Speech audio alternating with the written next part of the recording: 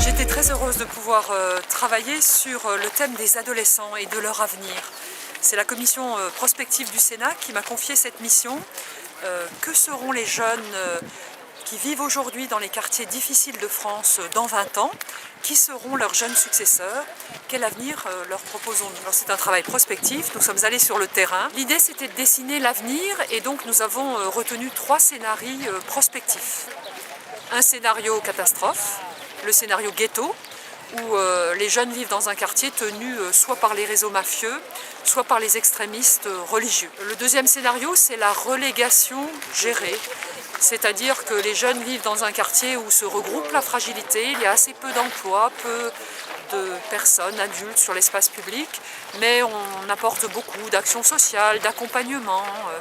Quelque part, tous ensemble, nous nous donnons bonne conscience.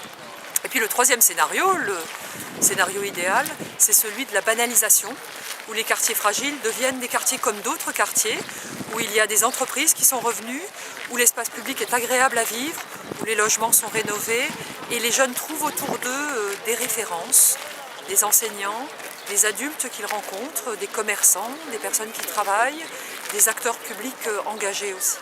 Alors la question, c'est quels sont les leviers pour aller plutôt vers ce scénario optimiste de la banalisation et essayer évidemment d'éviter la ghettoisation.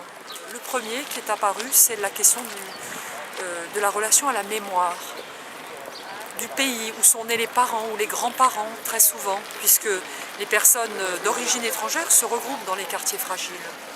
Parler du Maghreb, de l'Afrique noire, de tous ces pays qui ont une histoire commune avec la France et dont on parle si peu aux jeunes, c'est au fond la question de la légitimité à être là. C'est comme ça que j'ai proposé qu'un livre d'histoire, de l'histoire commune entre le Maghreb, l'Afrique noire et la France géographique soit écrit. Un autre levier est la question du rapport à la religion. Là aussi, parlons-en, quelle est la place de la religion dans les quartiers et pourquoi souvent les jeunes y font référence comme une référence identitaire.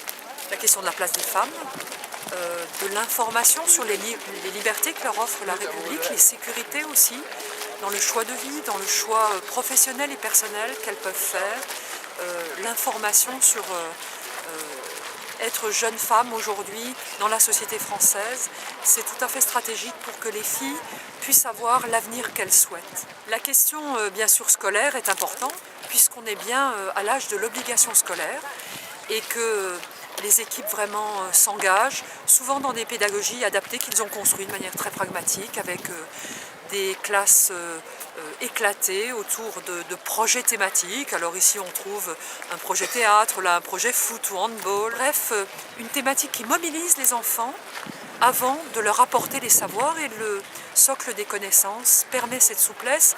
Encore faut-il permettre la pérennisation de ces dispositifs, le temps de l'éducation étant plus souvent plus long que le temps des propositions plus politiques. Il y a la question également des stages, qui sont souvent un moment de stigmatisation parce que c'est difficile de trouver un stage, par exemple ce stage obligatoire de 3e, intéressant quand les réseaux familiaux ou les entreprises du quartier sont peu nombreuses.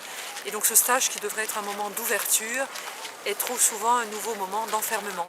La question du levier de l'éducation par l'utilisation d'Internet est intéressante aussi, puisqu'après tout, Internet bien utilisé, c'est une belle manière de se décloisonner et de sortir de son quartier. Le levier de la santé, c'est important aussi, puisque dans les quartiers, la question de l'obésité, la question des mauvais soins, en particulier dentaires, la question des addictions, est révélée dans des rapports sur la situation de la santé des jeunes dans les quartiers sensibles. Les projets de rénovation urbaine sont importants aussi.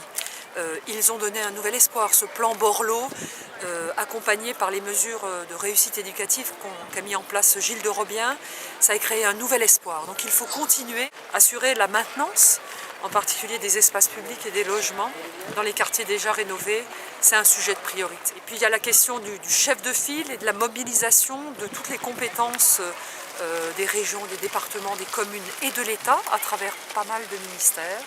Et je propose que la coordination soit très clairement assurée par la ville pour qu'il y ait un pilote dans l'avion et que peut-être on simplifie un peu l'harmonisation entre les CUCS, les CLS, les MOUS et autres dispositifs au nom assez proche des hiéroglyphes que chaque ministère a au cours du temps créé. Un sujet magnifique, l'avenir de nos adolescents à un âge où ils se construisent, où ils ont ce que d'aucuns appellent la déferlante hormonale, c'est-à-dire l'envie de devenir quelqu'un, mais avec toutes les incertitudes liées à leur âge. Mais je crois que notre responsabilité à tous, c'est vraiment de les accompagner et de les aider à trouver des repères, des référents dans leur vie qui leur permettent de se construire, parfois par opposition, parfois de manière plus positive, mais en tout cas ne pas les laisser seuls. Et ils sont très nombreux dans les quartiers fragiles, puisqu'il y a environ 2 fois plus de jeunes dans les quartiers fragiles de France. Donc une belle mission que je suis heureuse d'avoir eu le plaisir de partager avec vous par cette petite présentation.